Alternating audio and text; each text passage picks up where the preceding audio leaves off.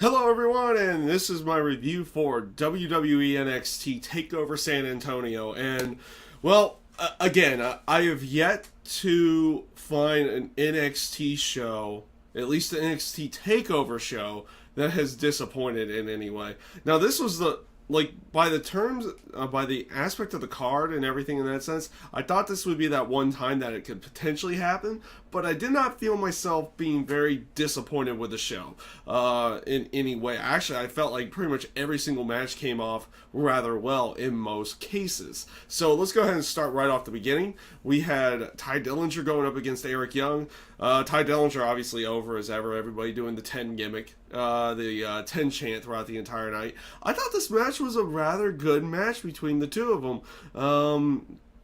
I felt the pacing throughout the match was fine. The aspect of using sanity throughout the entire match as well was used well, but not overkill in any way. And Ty Dillinger ends out looking strong even in defeat in this case because of the numbers game. Like I said, overall I thought this match came off rather well. I felt like they paced out everything to a very good clip, and the moves that they were throwing out there were all really came off really good in the end. So, good match right off the bat. Good way to start off the show.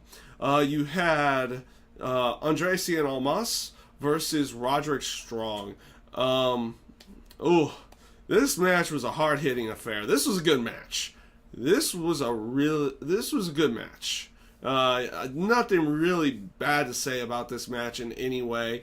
Like I said, very hard hitting. It looked like a very hard hitting affair. And you kind of saw that out of the next the next couple matches with this one and the tag team title match that's next.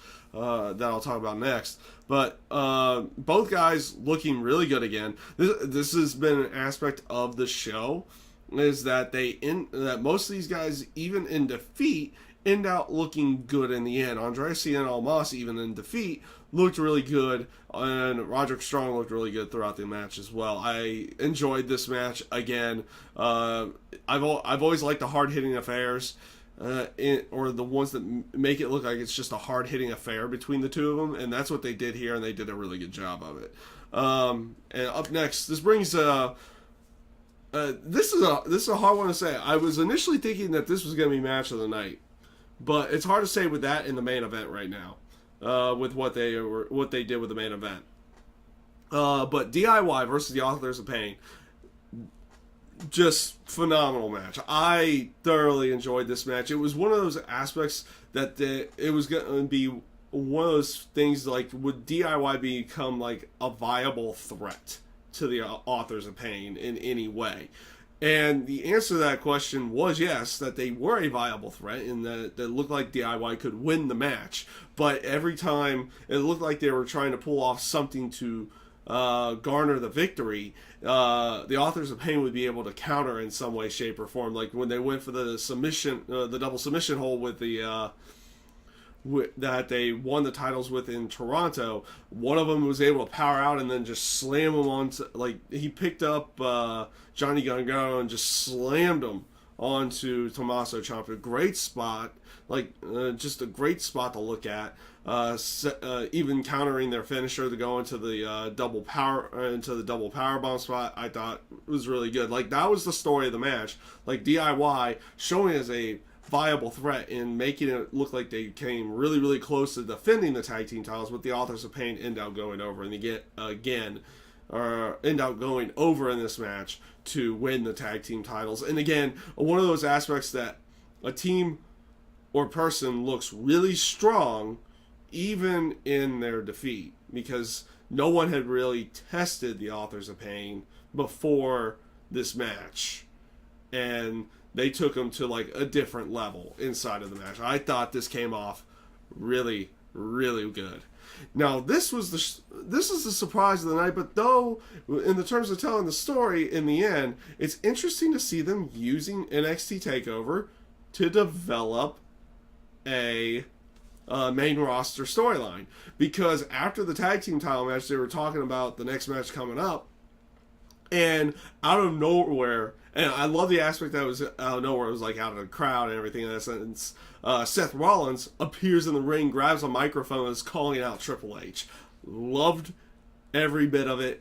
The aspect of security having to eventually take Rollins out and everything. It was good development in their story, and it was in the aspect of the way Seth Rollins should react to everything Triple H has done. It's like, I need to show up at Takeover and try to take it over and stick it to Triple H in some way. He fails in the end, but he gets it. It's like he gets in there, gets the call out, and now you had a semi face-to-face between the two of them at this point, and it just furthers their story along. And I thought that was a good. I thought it was a good story element going through for later on. In that sense, he was trying to take over. Oh my god, I don't think that's a pun, but it's just a play on words. No, wait a minute, that is a pun. Semi. I don't know. But this leads into the next match now, which was the Fatal 4-Way Women's title match. Asuka, Nikki Cross, Peyton Royce, Billie Kay. This match was fine. It was a fine Fatal 4-Way with some pretty good spots inside of it.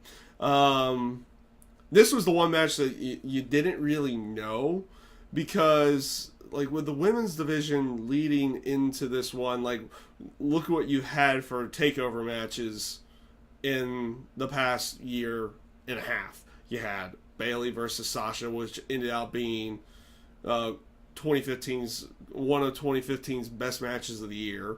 You had then Sasha and Bayley again in the Iron Man match.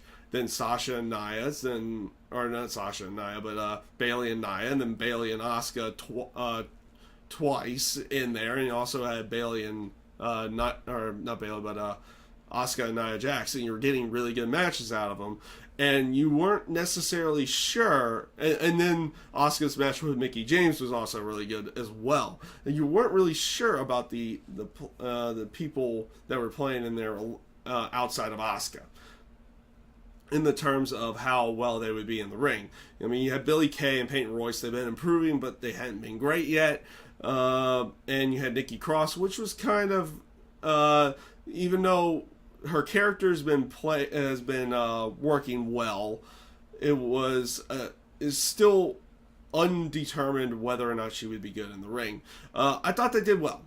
I thought this match did well. I like some of the spots that they put in there. I like the aspect of Peyton Royce and Billie Kay, which blows my mind, which kind of blows my mind. They play off the story that they are a team throughout the entire thing. They don't actually fight each other. That's great. Because how many times do you see a team go into a fatal 4-way or a triple threat, and it's like, oh, the other person's trying to win, I must break it up now, and they start fighting? No, doesn't happen here. They actually, I like that aspect. Now, the more I think about it, I was like, kind of mind blown that no one ever goes for that aspect inside of a triple threat or fatal 4-way when they go in as a team. Oh, they're supposed to win as a team aspect, even though it's supposed to be every person for themselves. But they keep the unity throughout the entire time. They don't try to fight each other, which is it was a nice way of going.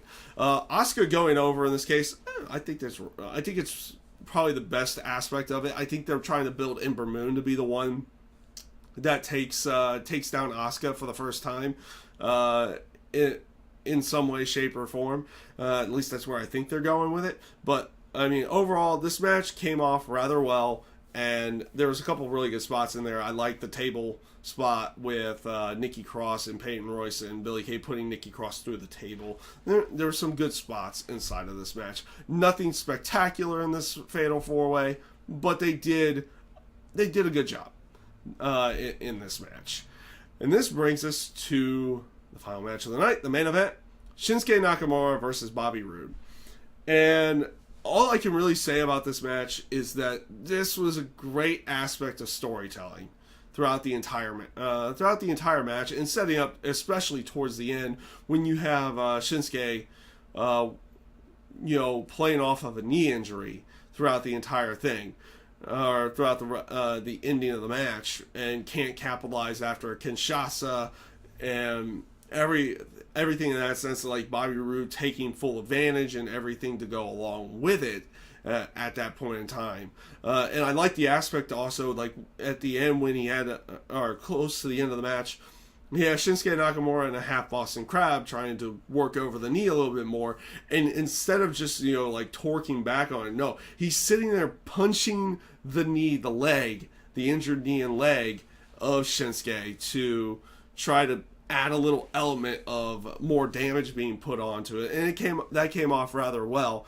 And also the aspect of Bobby Roode going over here again. This is the second time in the last couple... actually, the last 3 takeovers, you've had a new champion. You've had a new champion crowned. At Brooklyn, Shinsuke wins. At Toronto, Joe won the title back, and then eventually loses it to Shinsuke Nakamura again. And this time around, at San Antonio, Bobby Roode beats Shinsuke Nakamura.